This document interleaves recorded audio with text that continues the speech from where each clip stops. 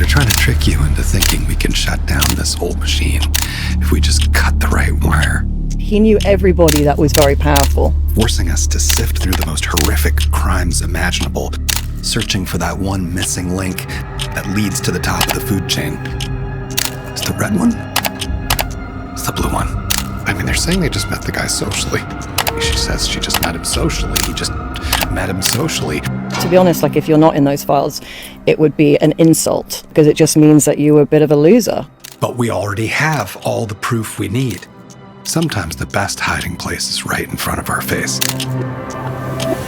In the 1860s, when Thomas Nast first drew that cartoon of an elephant and a donkey representing the Republicans and Democrats, he was telling us this was a circus, a sideshow. We don't need to look into the Epstein files to see how the blue wires and the red wires all connect to the white and blue ones. Tad Stormer outlined in a paragraph our history of Epstein Islands. We don't have just one or two, we have hundreds, if not thousands of them. He says you can visit them, follow them online, buy their merch, read their books that celebrate their histories. They're called Mount Vernon, Monticello. America is an Epstein Island. And every election, regardless of which wire was plugged in, did that military-industrial complex shrink? Did the corporate monopolies weaken?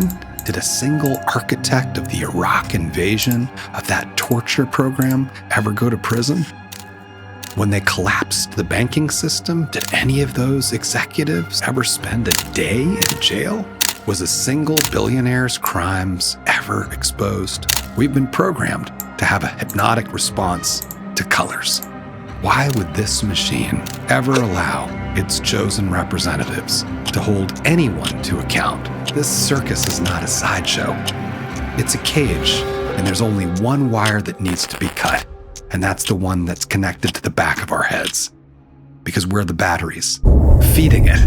All our tax money, our consumer spending, our credit card debt, our mortgages, our car payments, our entire lives indebted and in servitude to an Epstein class. And this machine, this iron trap, is a ticking time bomb. To shut it down, we have to stop looking inside the cage and unplug it from the back of our heads. Never use Amazon again. Never buy another Apple product. De-Google. Take as much money as you can out of the big banks. Put it into credit unions. Only support small businesses as much as possible. Start using cash as much as possible. And step by step, we can shut down this contraption that was designed in the 1700s for extraction, exploitation, and permanent war. You want to vote effectively? Replace every single person inside this machine with a human being who is completely free from corporate money, who has a vision. What's the vision? Nothing that's mainstreamed into the back of our heads by a corporate cable. The vision was the one laid out by Albert Einstein, George Orwell, Carl Sagan, Dr. King, all three branches of the religion of Abraham: Aristotle, Plato, Buddha, St. Nicholas, Mr. Rogers, and Ms. Rachel. It's not complicated.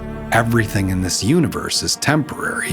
If you remember science class, you remember the second law of thermodynamics. Everything is decaying. All the money that we'll ever make, everything that we build, it's all castles made of ice that will melt.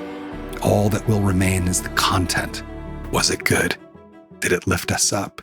Did it make life better for our human family and all our children? That's all that matters.